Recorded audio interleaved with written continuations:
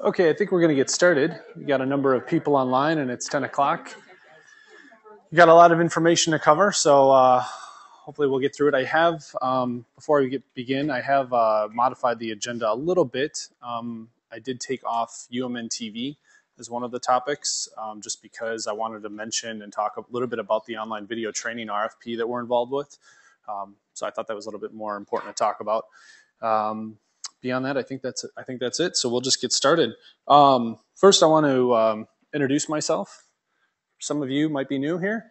My name is Mike Williams, and I'm the service owner for Video and Conferencing Services in OIT. And I've been with the university since about May of 2010, so a few years here. Still a newbie. I'm not quite 10 years old yet. That's 1 year of lifer, I've heard. So I'm originally from Madison, Wisconsin, so I am a Badger fan and a Packers fan. So you can get the boos out now if you want, or claps. You say boo or booze? Booze, yeah, yeah. I do fancy the. That's right. I do fancy the ale, so yeah. Went to college in Winona, Minnesota, so I'm familiar with the Minsky system. Worked there for a number of years. I'm an Apple fanboy, always have been. So I am starting to drink the Google Kool-Aid a little bit. I'm not an Android user or anything like that, but I do have a Google Chromebook as my primary device. I've been involved in video since high school. So I've done the camera work. I've done the production work. I've filmed football games. I've broadcast on local cable access television. I've done school board meetings till you can pretty much shoot yourself. It's been a wild ride since then. So I've been involved in this industry for a bit. And I'm located, for those of you who don't know, over on the 6th floor of Rarig. We're famous for no windows on a floor like that. I encourage you, if you haven't been over there, to come visit us. We always welcome guests. We don't bite too much. So we have bats. Yes. Not baseball bats, like Batman. That's right. And I also have a dog named Oliver, who's down there in the bottom right. So Oliver. Yep. So, yeah, no, that's right. And then we do have a few members from our core team here from the Video and Conferencing Services. So why don't we go around and just raise your hand, stand up, and just say who you are. We'll start on this side. So Jim. Yes, and use the mics at the table. Yep.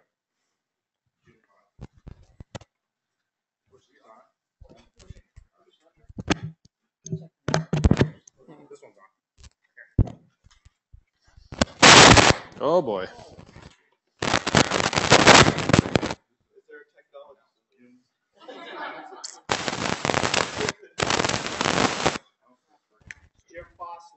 Yeah, Jim Fosslin, AV Events. Hi. See, it works for me. I guess I have the magic touch. My name is Matt Carner. I'm with Video Conferencing Services. So if you ever need to have a video conference with anyone, give us a shout.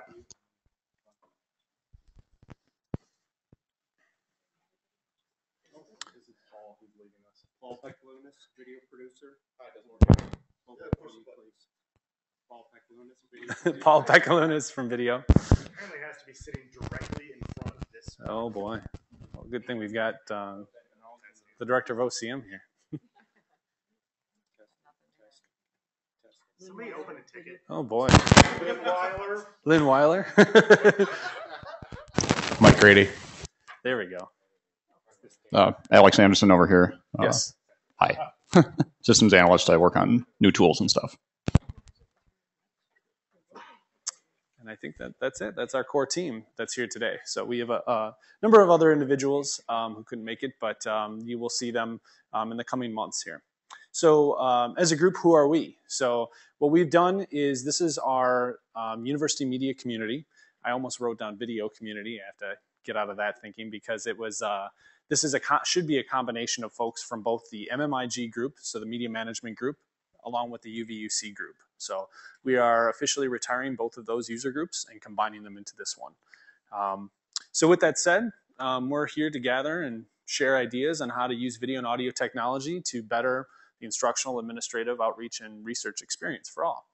So it's a pretty broad topic, right? So we will be sharing out, hopefully by the end of this week, our quote unquote charter that kind of dives into a little bit more detail of exactly, the ideas of what this means. So what we'd like to have is some of you step up, and you will see a number of individuals within our core team step up and start creating what are called SIGs, if you haven't heard of those before, special interest groups. So I'm thinking there'll probably be at least 2 to 3 to start with. I'm thinking at least video conferencing should be one of those, or online video meetings. I'll be asking Matt Karner to help forge that group up and lead that team. It's kind of surprising, at least since I've been here, we talk about it a lot, the conferencing stuff, and we'll talk a little bit about it today, but I feel like we haven't had a formal really gathering and group to share some of these best practices and support and the like. So that's becoming ever more important in our world of distance education with our coordinate campuses and connecting to each other. So I believe there'll be at least that group. There'll be probably another media management type of group to focus on the Kaltura, the medium mill experience and such. So and I encourage you to step up if you're interested in creating other groups if they don't exist. So kind of the gist of how the process works for making a SIG, I guess propose it to the group here. If we agree and there's interest, then it happens. If there is no interest, then obviously community isn't, that's not a priority right now. So there is no formal application process to do that. So, and of course, at any time, feel free to ask questions while we're talking about this stuff, because there's a lot of information I've got to share. So for our meeting for today, today is going to be a little unusual because it's going to be a lot of me just talking and sharing information about what we're doing with our service and kind of the direction we're moving towards. But moving forward, I'd really like this to be more of a dialogue and back and forth discussion. I'm going to be working with Kelly Greaves to kind of formulate table discussions as we move forward around different topics. So think of it kind of blended from what the UVUC stuff was. If you remember back a few years ago, how we had topics at tables and we would discuss and kind of share best practices. So that kind of thing. We're going to have guest speakers. So I'll be asking some of you to kind of step up, especially the ones that are leading the special interest groups, to step up and talk about, what it is you guys are doing and kind of the gotchas that are happening in your area. And like I said, roundtable discussions and sharing of best practices. So this group will be responsible for setting agenda items for next week. So at the last 10 minutes of the meeting, wherever we're at, we'll do a kind of an all stop and we will sit and formulate what we want to talk about for our next meeting, whether that's roundtable discussions or if you'd like to see a guest speaker or a topic discussed. So sound good with everyone? Okay. So meeting times and locations. Write these down quickly because I'm going to move from this side in a second. No, I'm joking. I'm going to email these all out to you. These dates have already been set. So Tuesday, March 26th, April 23rd, and May 21st, all on Tuesdays at 10 a.m. to 11 in this room. So pretty consistent.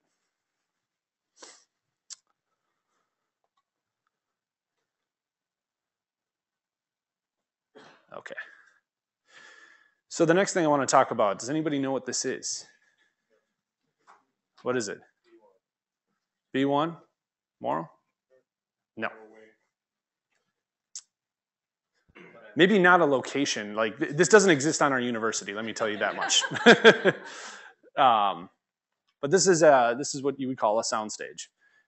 So this kind of helps lead us into the discussion of where we're going to be taking production kind of moving forward. Notice there's not 3 cameras. There's not large cameras sitting here, news style desks or anything. That's a hint. So sound stages. There are areas where you basically bring BYOG, you bring your own gear. So moving forward, we're looking at creating a few spaces around campus to allow for production to happen. We've gotten requests over the years, at least that I've noticed, that people have gear that they want to use in a space that isn't always conducive to doing a recording. So I'll give you an example, Moral B12. If you're down there recording, sometimes I'm told that you can hear the toilet flush above you. Also, on any given day, you could be listening to the vending machine dispense pop outside. That's how you know I'm from Wisconsin. I said pop. Soda. Bubbler. No. So we're going to be working on creating these spaces. So Rarig Center Studio C, where we're going to work on renovating the space to make it a reservable space. But it's a BYOG, so we're looking at enhancing the sound treatment that's in there today. We have our neighbors over in CLA who we'll be working with on that. They're going to be, well, Rebecca, do you want to speak to the space, Studio B, what you're planning on? Or Laura? Do you want to use the mic, if it works? Check. Of course not. Mine works. Boy. Yeah, why don't you lean over and use mics quick? This table. That whole table. Hello. Okay.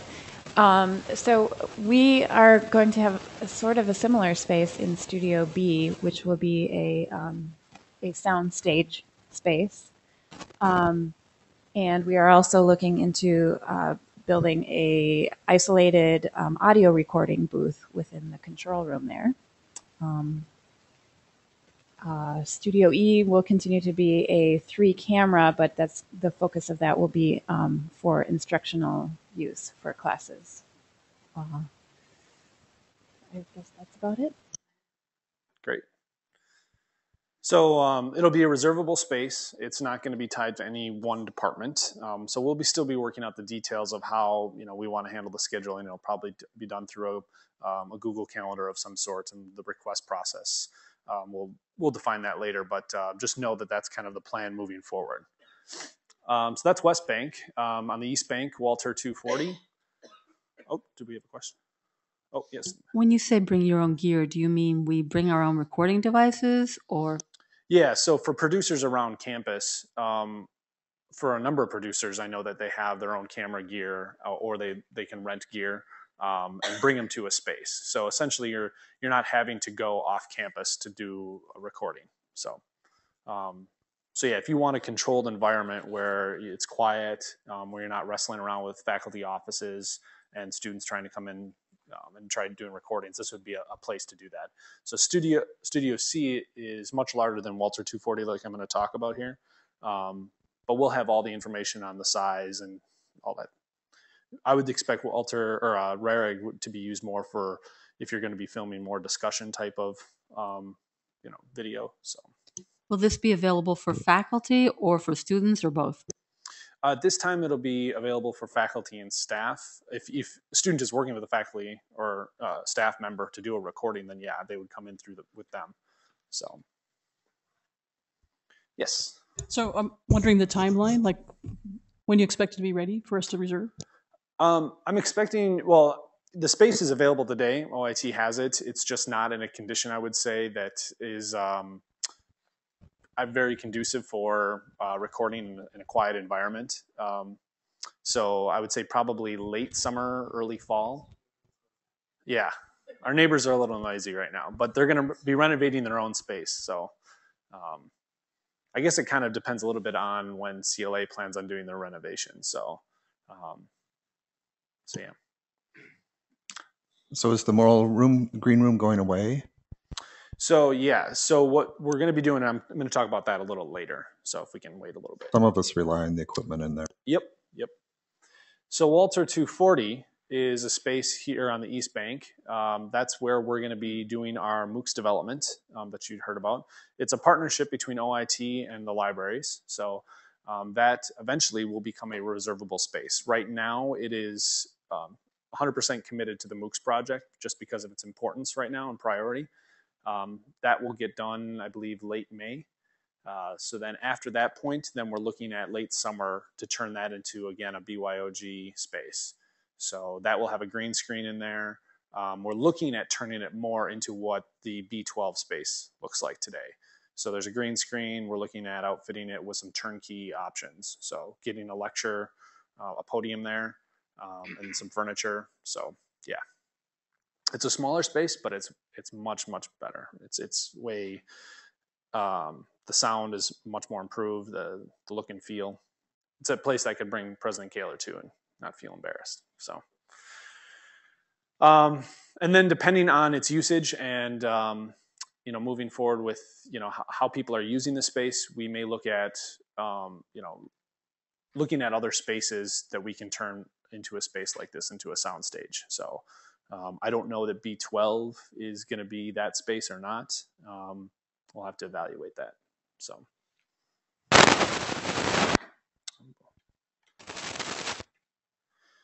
some service changes. We announced this last Friday. That's okay. Video production services is moving to University Relations. So what does that mean for all of you? It means that University Relations will be aiding in finding the resources and providing the consultation that you would have gotten with OIT via Paul and Dave Lindeman. And they will be providing that service, that consultation piece to complete the production.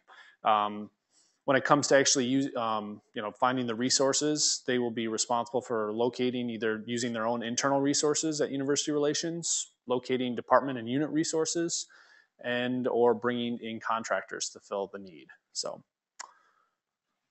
Just go back just a second. Yep. Make a comment. Did I have to get some requests from people for sound stages or some place in St. Paul campus? So if you can reflect this too, this doesn't work.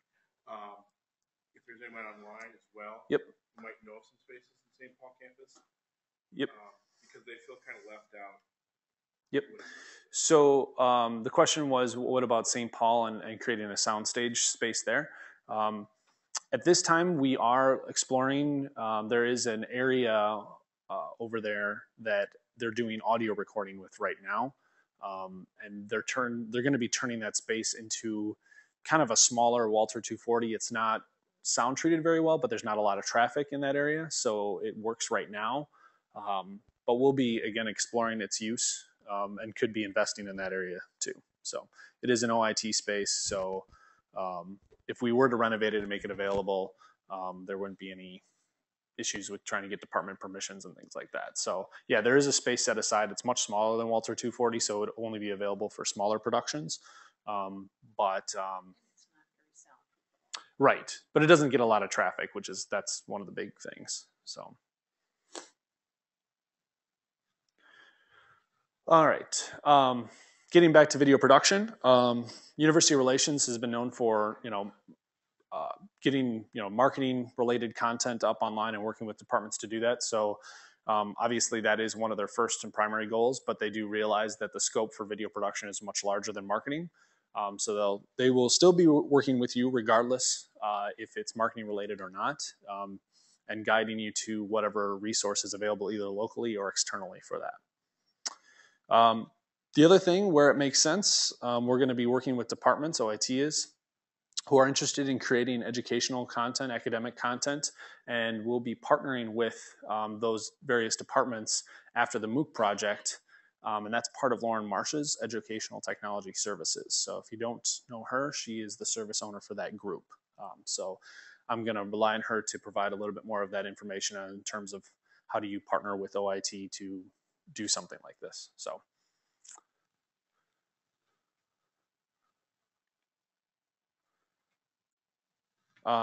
With that said, video production sounds pretty generic, and it is.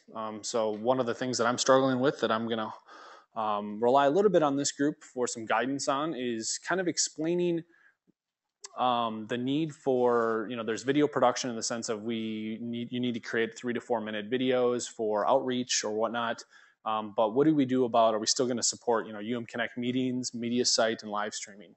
We are still going to support those technologies. We're still going to provide that service. So if you need to have a Connect meeting, recorded and broadcast, you can still use the same request process that you've always used, going to our AV Events website and requesting. And we'll guide you on whether or not it's appropriate for Connect media site or live stream. So we'll still be supporting that piece of the service. We just won't be the guys out there with the big cameras, 3 to 4 camera shoots for a graduation or whatnot. And we'll go over some use cases here in a second, what I mean by that. So some use cases, graduation I just mentioned is one of them. This is a request we got in right away once we kind of made the switch last Friday. So for graduation, again, you would contact University Relations. They would walk you through, here are some contacts or some contractors you can work with and hire outside. And then OIT would be providing that live stream for your online audience. So it would still be provided. It's just not going to be OIT doing the production piece. Same thing with let's say you have an outreach event. For that, you can go through University Relations. They'll probably end up just passing you back, depending on how large the event is, to OIT, especially if it's a small type of event that can be supported with one camera using Connect or live stream. So. Mike, I'm a little confused. All of these bullet points is what you still do or what University Relations does? We're walking through just kind of who would handle it right now. So some of these we would, like the next one, the bullet point 3, we would not. So if there was a 3 to 4 minute department administration video or admission video, that would be something that would walk through UR. So they would either do that for you, they would find a local resource to help you out to do that, or they would get you in contact with outside contractors to help you with that. So. You may just want to clear up, these services should be very well lined out who does what on the website when it's updated fully. So you don't have to kind of remember what we discussed in here. Yeah, and we'll try to outline as best as we can, but a lot of it's going to be a case by case. And that's why I encourage you to contact University Relations first, because they're the ones. Paul is moving over to University Relations, so he'll probably be one of the main points of contact for consulting on what would make sense. We don't like to, pass you back and forth between different departments. Unfortunately, it's probably going to happen in the beginning here. But the idea, and I'm trying to communicate this to you so that you can communicate this to your groups, is contact University Relations first. And they'll be able to guide you whether or not it's a local resource you need, it's OIT you need, and whatnot. So, and just so you know, we did email out all of our clients the last year that we've worked with. So there was about 70 of them that got messages on all of this and on the process and where to go to contact. So if you've used our services in the past, whoever made the request, they've already got the information. So system-wide campus meeting, again, same thing, contact UR. I'm guessing what'll probably happen is they would probably contract out, especially if it's a large meeting. Let's say it's State of the U, which is coming up this Thursday. They'd probably contract out the resources out, and then OIT would be called upon to do the live stream piece. So, and then department speaker series, we get this a lot. Probably the same thing as that last bullet point. So, depending on how large it is, how many cameras, and what kind of how complicated it is. Any other questions? This is kind of our big service change for us. So this happened through the alignment process that President Kaler announced. So again, remember HR, communications, IT, they're all going through alignments to better utilize our services. So while we're aligning 72 help desks across the university, this is happening now for communications. So.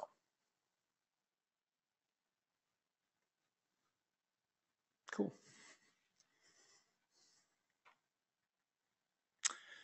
AV events. So Connect, the thing that you should just know right now, we're evaluating kind of where we want to take this technology moving forward. We've gotten requests, how come we're not moving to Adobe Connect 9? We're on 7.5, it's pretty old. So we're going to be exploring kind of what features you all need. Do you need to have video as a little video box in the bottom right-hand corner, or is it good enough just to have the presentation and the instructor's audio? And do you need to record everything? How long do you need to retain stuff? So, how big is privacy, in your area? So, we're going to be going through these. We're evaluating the big ones, obviously, WebEx, GoToMeeting, which I'm using today. So hopefully it's working out pretty well. I did an audio test earlier, and as I was explaining to Jeremy, the latency, or the time it took for my voice to go to and come back on my phone, was so short that it was causing feedback on my phone, which is pretty incredible, I think. So we'll have to gather. So the online audience out there, I'm not looking at your chats right now, but hopefully I've been checking in, and hopefully everything's working out for you, and I'd like to get your feedback when we're done with this. So any questions or concerns around that? Yeah, Jim, go ahead. So I hear some concerns on people, especially in the extension, who use Connect very often without any help. That any kind of change that might happen, that their use cases are considered. Sure. We'll talk about how decisions are made and governance in a minute here on how we want to move forward with this. But I'm just kind of making this, putting this out there that we understand that there's frustration with Connect, and we are actively looking at alternate ways to do this. So it could also mean we just upgrade to Adobe Connect 9 too. So that's not off the table. Can I just add? There's also people who don't have frustration with Connect, and it works perfectly for them. There's some use cases, of course, with over 200 people in the meeting room, but some people use it and are perfectly happy with it. Mm-hmm. Yeah, the other thing, and Jim brought up a good point, the other reason why we're looking at this is because of the licensing of Adobe Connect. Right now, we are limited to 200 seats in Adobe Connect, and that's across the entire institution. So if you fire up, like today, we are using, I think, 15 seats or something probably online. A number of these meetings gets together, with the Enterprise System Upgrade Project and the other ICOPs that are out there and the formal COPs. We chew up our numbers pretty quick. So the last couple of months, we've been pushing 80% utilization a couple of times a week now. So we need to make a decision. Do we continue to invest in Adobe Connect the way that it licenses? For instance, I can tell you the other solutions, WebEx and GoToMeeting, they have very different licensing. They don't license on attendees. They license on concurrent meetings. So it's the attendees isn't the problem. It's concurrent meetings, where Connect is the opposite. It's the how many attendees do you want? Doesn't matter the meetings. So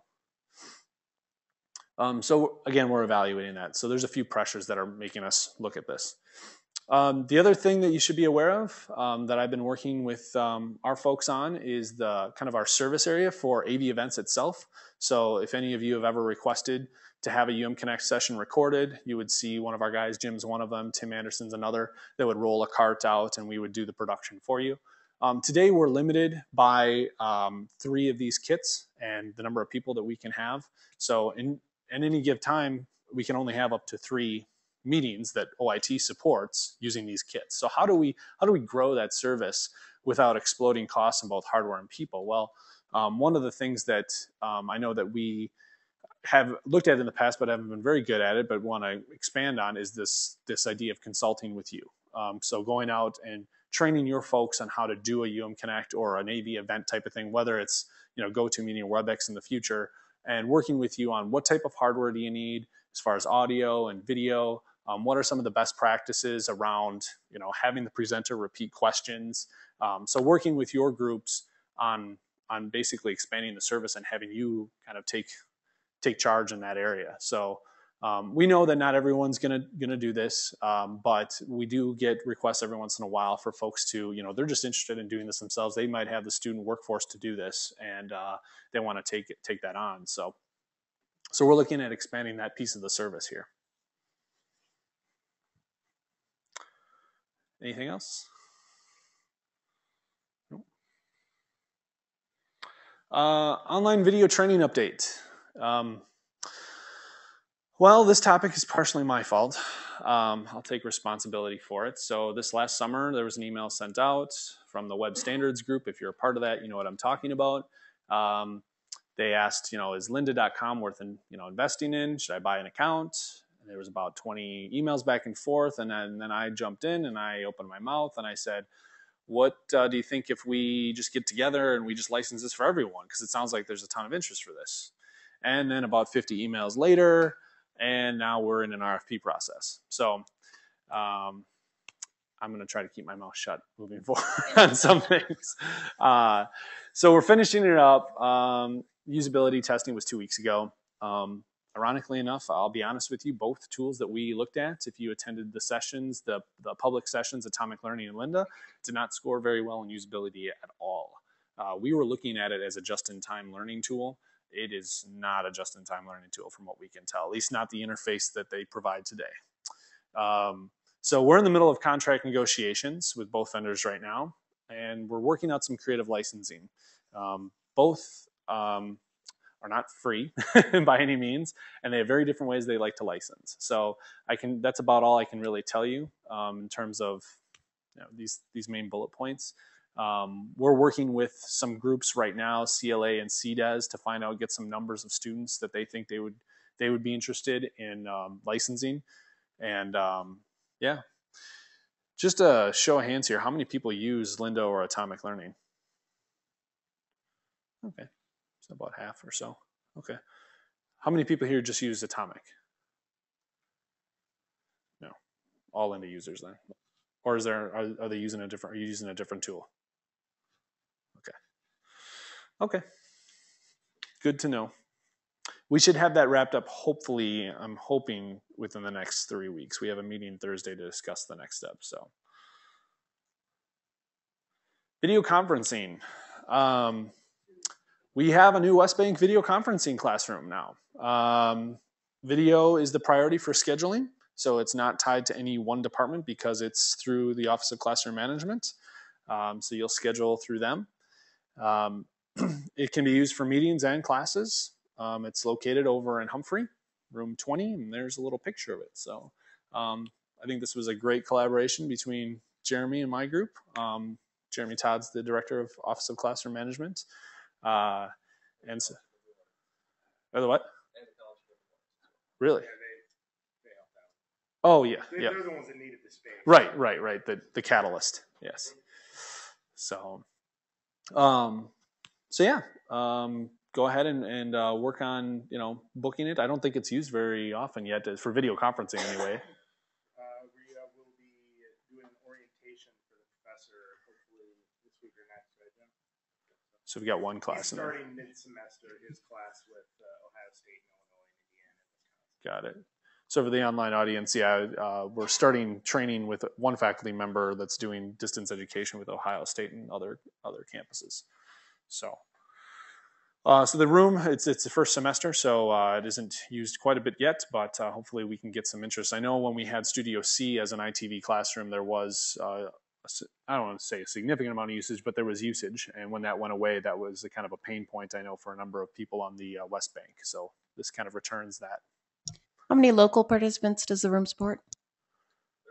30.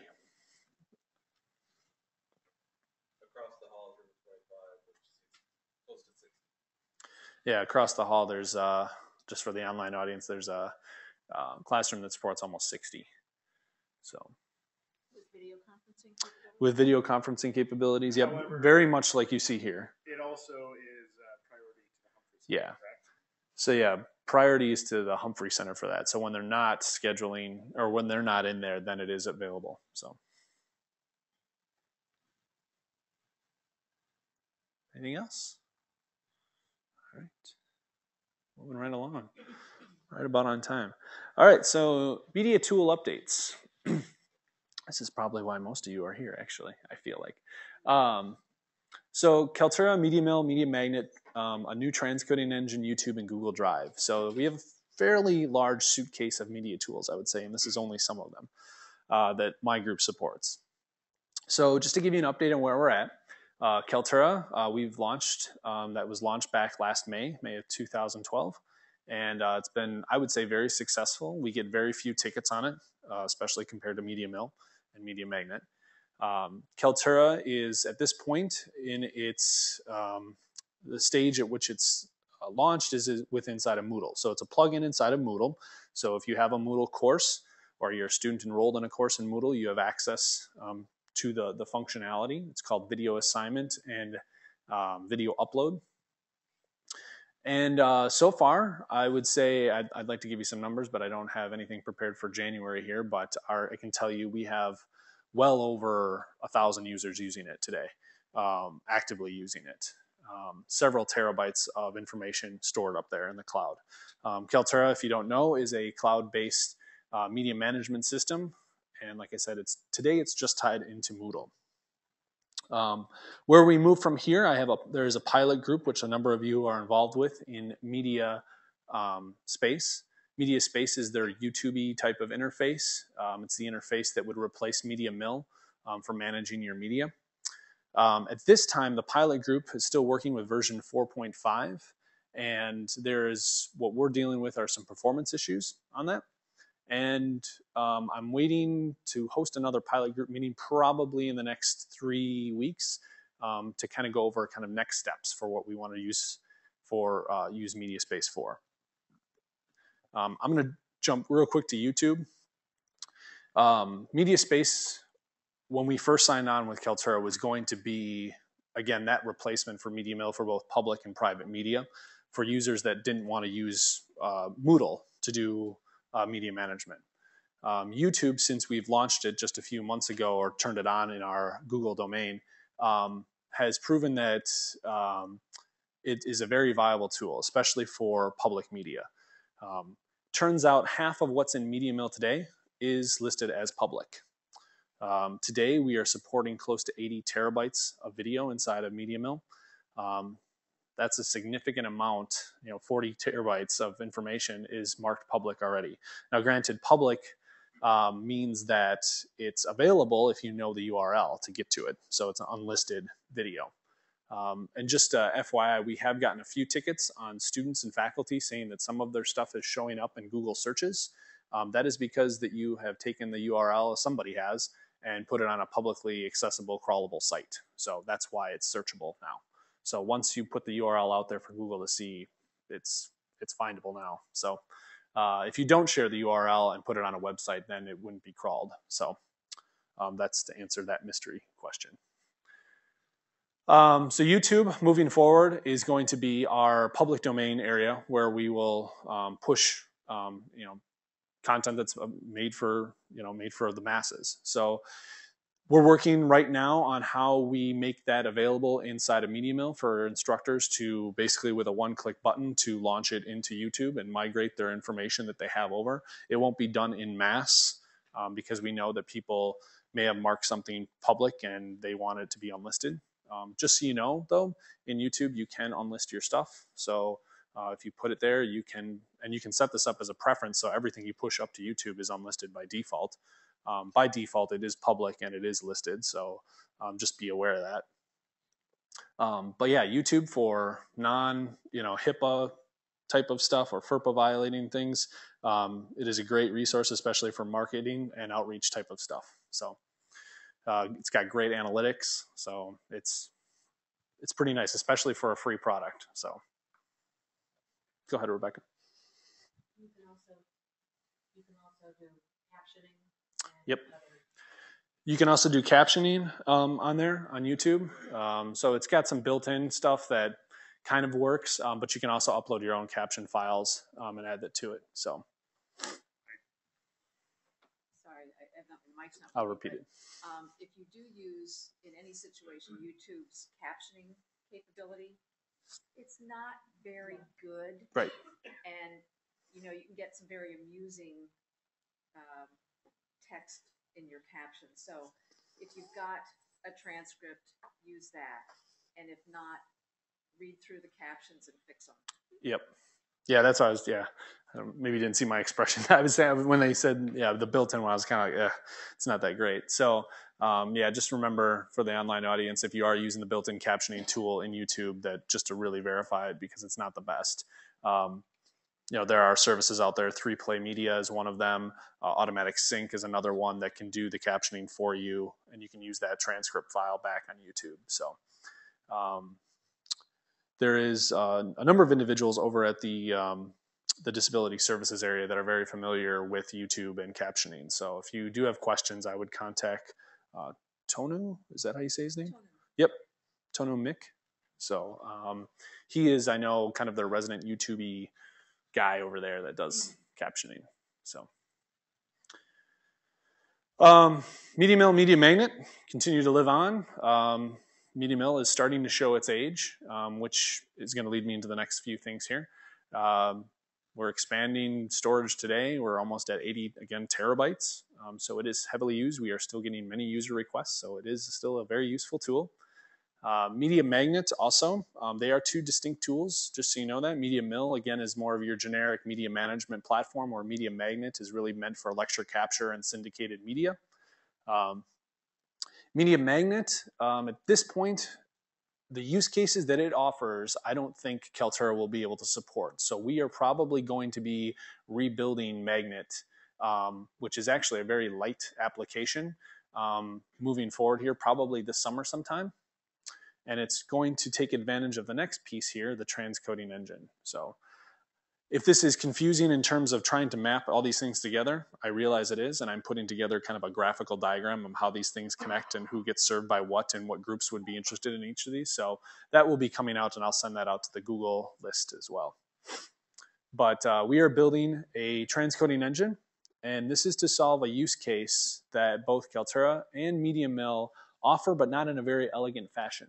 How many people here have gone to encoding.com or have used that service? I encourage you to go to it. We are basically building a competitor to it. It's going to be a web-based transcoding engine that allows users to upload media, get them from one format to another, and then to download that video. It is not meant for archive storage, even though I know a lot of people are very interested in that. But it is basically to solve the use case of I need to get video from one format that I shot on my little flip cam, and I need it to work in PowerPoint. Or I just taped a WebEx meeting, and I got to get it on my iPad now. So it's to solve those type of use cases. It's also to solve the use case of I'm a producer, and I need to send this out to an outside agency, this file. It could be in a high-end ProRes file.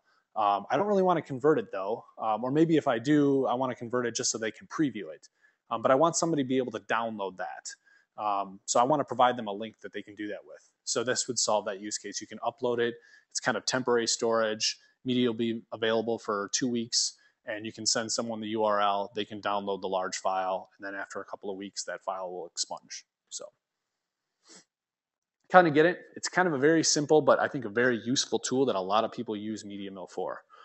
We know this because I see a lot of media in MediaMill that have no derivatives. And when I ask those people, that's exactly what they did. They put it up there so they could share it with somebody else. They could download it. That's all they really wanted it for. So they're using it as their own personal FTP server is what they're doing. So, and that chews up a lot of space and is expensive. I already mentioned YouTube. It's kind of our public media outlet. And then I'm going to move to Google Drive. We're kind of experimenting, and this ties back into the transcoding engine. How many people here have used Google Drive for video? A couple of you? It's quite interesting, I think. You can put video up there. It automatically will transcode the video into 3 or 4 different flavors based on your resolution. You can add captioning to it. It's got the same access controls as Google Docs, so you can publicly share the video. You don't get any analytics with it, so you can't tell who's watching it and how many times, but if you really were interested in that, at least from a public point of view, then you should have put it on probably YouTube anyway. But it's an interesting idea that I think is going to play well with the transcoding engine. So the idea here is you could upload video, we could prep the file, make it much smaller, that could sit inside of your Google Drive, but still at a nice high quality. So we're planning on kind of tying those two together. So. And then you just add an email address in the share, and that person can just view it? Yep. And it automatically makes the player and everything for you. So it's an HTML5 player? Yep. And it gives you the embed code and everything. So you can embed it right into your course page, and it has the same access controls and restrictions. So. Yeah, I'm sorry. Yep. So Matt was just asking if it was HTML5 compatible, and it is. It automatically will create the player for you, just like Kaltura will do. So I'm advocating trying it out. I don't see a reason why not to. I mean, Google Drive is activated and available. It's the other nice thing is Google Drive is considered a core application inside of Google, so it is under the privy of the same contract that we have for Google Docs and everything. So where YouTube is outside of the core, so there's less support for it. So go ahead, Pete. Use them, Mike. if it works. Test check. Yeah. Found that Google Drive is a really good option for using with mobile devices because there's no file size limit as to upload. Obviously, every account is 5 gigabytes, but with Dropbox, there are limitations on desktop and as mobile as well, like 300 megabytes or something. So with our student teachers that are creating these videos about themselves teaching, needing to be able to get those videos somewhere where they can store them and then quickly share them with instructors and other people. Google Drive is a great option because they can do their recording and editing on their iPad or mobile device of choice, and then upload it to Google Drive using the app that's based on the mobile device, and it works excellently. So stuff like that is a really good use case scenario for G Drive. And then of course it's, like as you said, it's within the U of M toolkit, so it's really secure and easy to share with other folks. Yeah, the derivatives that it creates, I'll use the derivative term because you're media mill folks here, but the derivatives, from what I can tell, do not count against your space. It's just the original that you've uploaded. So that's why it'll be important to use the transcoding engine when we get to that point to get it to a format that's acceptable for viewing and creating derivatives from, but doesn't break the bank in terms of space that's using on Google Drive, because we know it is limited. I think that's all I wanted to say about that at this time. We are working on a few use cases, Mike Grady and I, on trying to simulate the idea of drop boxes for classes and stuff, so students can actually drop into an instructor's folder and then they don't have access to see other students' stuff. So. Isn't that what Moodle Cultura sort of does right now, though? Yeah, it can do that. But I mean, this would be a use case in which an instructor is not using Moodle and they don't want to use it. So it's the same kind of idea that the media space was too. So I'm going to move along here because we got one last important topic before we decide on. Oh, yep. Go ahead, Ben. So you answered almost all of my questions I've been wanting you to answer, except for, do you know if we'll ever be one of the special groups that gets access to YouTube Live? So I've signed an NDA, so I don't know how much I can tell you at this point. You should just stop. Yeah. That's good enough. You can still use Google Hangouts on air, right? Yeah. Well, yeah, he wants to do just the broadcast, though, the real YouTube Live. So yeah. Governance and decision making. So you're the university. Oh, I did it there. What? Oh, yeah. Go ahead, Ron. Oh, I'm sorry. That was the other thing I dropped off there. Did you have a specific question I can answer? Just what update? I know that Jamil is working on YouTube integration for that. It will require the user to input their mobile password that you would set up on Google. So that's kind of the level of integration. So for instructors that want to do lecture right to YouTube. My group doesn't. That's in Jamil's group, but yeah. Yes. That was on Camtasia. Yes, sorry. Thank you, Jim. This is why Jim's going to lead the best practices for giving presentations and UM Connect and that kind of guidance. Moving on to governance and decision making, and I did it right here. University Video Community should be University Media Community. Sorry about that. But basically, there are two ways in which I'm going to gather, and the associate CIOs of OIT are going to gather feedback from the community. So this group, the voice, your voices, expect the ACIOs to start attending these meetings and garnering feedback, getting feedback from you. Also, we're going to be creating kind of I call that a video gang of 6, but I don't know exactly how many people there will be. But basically, I'm looking for stakeholders and representatives to represent, again, our biggest stakeholders.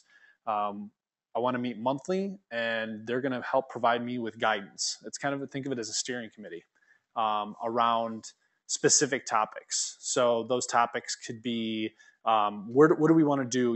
Here are 3 options, feasible options for video conferencing and webinars moving forward. UM Connect upgrade costs X amount of money in these features. WebEx and GoToMeeting. This group is going to be responsible for providing me the direction the community wants to go, which tool best fits their needs. So once we formulate this group, you will know as a community who these people are, and you can go and peg them and say, hey, this really fits, I'm in outreach and this really fits my need. Or, I don't really like this tool for these reasons. It doesn't fit my needs this way.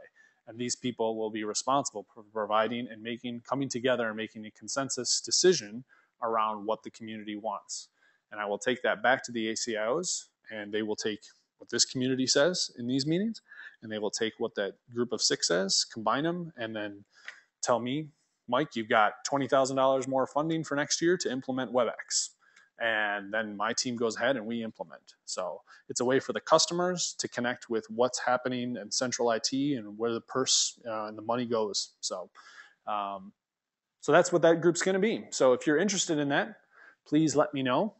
If you've got the gung-ho attitude to take on and represent your constituents. Again, we're looking for probably 6 to 9 people at most. We don't want to explode it to 15 or 20 because it gets out of hand. So just email me, mikew@umn.edu, if you're interested in that. Probably be putting this group together in the next week. So.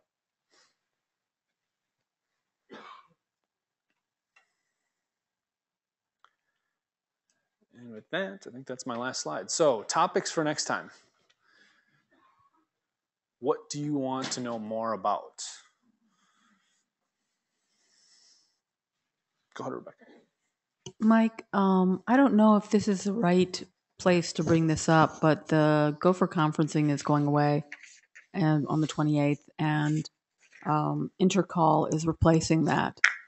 Who's responsible for that, and whose support for that, and is that not part of this group? And if it's not, what group is it part of? Yeah, it's confusing, I know, because of the word conferencing in my group, in my area. It's Vicki Sheehan, who is the service owner. She is for voice services. So it's confusing also because Intercall has a webinar product that they have that you can sign up for. Has anybody here activated and tried it?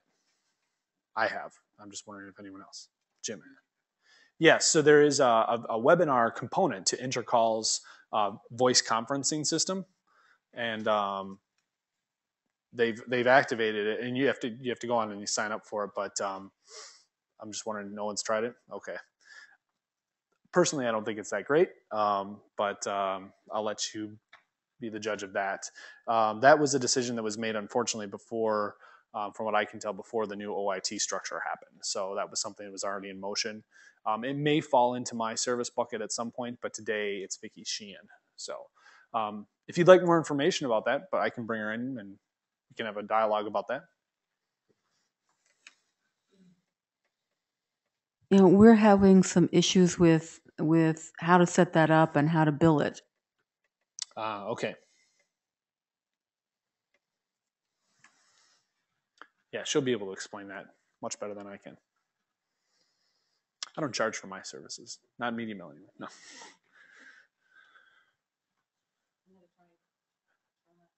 Nope. I'll repeat it. Oh, you can use Pete's.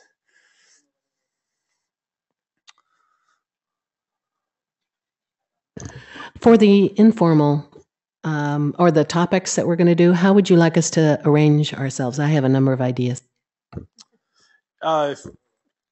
You could either start vocalizing them now in the next 7 minutes, and I can start putting them together. Basically, if you have a lot of topics, you can email them to me too, mikew@umn.edu, and we'll put them on the agenda. In the future, I mean, this was a lot of information because I just wanted to kind of bring you up to speed because I know we haven't met for a number of months and a lot's been happening. So I wanted to get you up to speed. Again, I'll share all the slides with you too in the recording. But I just kind of wanted to give you some information so that could kind of stir up some ideas on what we can talk about. So, yeah, moving forward, it won't be like this moving forward. So if you, what's a couple ideas you have? Purchasing software together. There's a lot of interest in, I think, moving from Final Cut to Premiere, whether we can work together to do some purchasing. Also, one of the things we're doing a lot of interviews with faculty, students, and alumni, and permissions requests seem to be kind of a mixed bag. We all have kind of different forms, formats, protocols for saving them, sharing them, etc. So it would, it's the librarian in me that wants to help organize that part. Very good. Mike, I'd like to add Media Mill and or any kind of media repository support needs to be more robust. Right now, we're doing all the troubleshooting for our students and for our faculty. And like, for example, the other day we contacted Media Mill with an issue and their response was just put it up on YouTube, but it didn't resolve our problem, which was a MP4 and movie issue, file issue. So we couldn't put it up on YouTube. So our issue essentially was not resolved. Got it.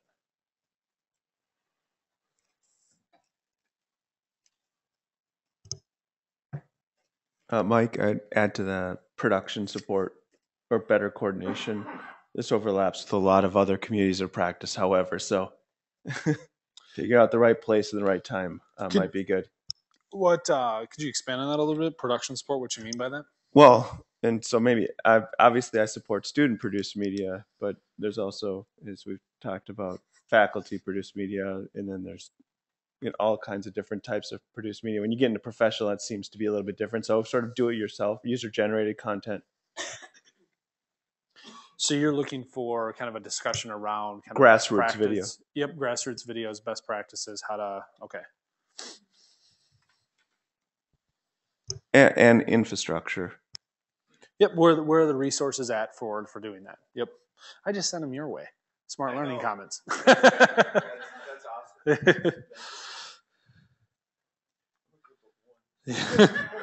You need a camera? Scott's got it. Need to record something? Scott can do it. Maybe a small special interest group. I'm in a room full of videographers. Some. I've had my hand up for a while, so I'm going to say, going along with that same concept, I'd like to kind of document who we all are and where are all these resources so we know who to contact. We're really a closer community. That's what I'd like to see this group do. And I believe ETS has a number of those kinds of initiatives underway, without saying too much, but I mean that I'm aware of. But that's definitely kind of what I was getting at as well. Yeah. So just a couple things. So yeah, around the resources, I'm all on board with that. And I think it does play very well into the e-learning piece. But what I think can also be used for, especially around production services, like Scott brought up, something that can be shared in terms of resources, but also given to university relations has tried to do this in the past. And I think they've been semi-successful in it. But yeah, if we can, as a community, come together and formulate, here are the resources that we have in our group, and I can see this being a roundtable thing, and then kind of put that all together into almost a phone book that can be handed to UR. So that way, when they do get requests for production, they can have a directory of this is who. I cannot tell you how many times I've gotten calls from folks over in AHC who don't realize that they have some producers over there, or CEHD. That's happened before. That just don't realize the resources they have internally themselves because the groups are so big. So not that they can support everything, but at least, get them in contact with the right people. And then I forgot what you said. The community page. So yeah, we are starting so we have a Google list out there. So we'll be, over the next probably month, probably turning down the UVUC list. We'll make sure everyone's migrated as many people as that wanted to come over to it. I'm sure we've lost a few people over the last few years who don't care anymore about the UVC, but we'll make sure we're going to do an email campaign here soon just to get people moved over from MMIG and UVUC. And then also along with that, a community page to list a lot of these topics and allow you to add more topics too. So these are all really good things. And we are right now out of time at 11 o'clock. So thank you again for coming. It was a great meeting, and we'll see you next month.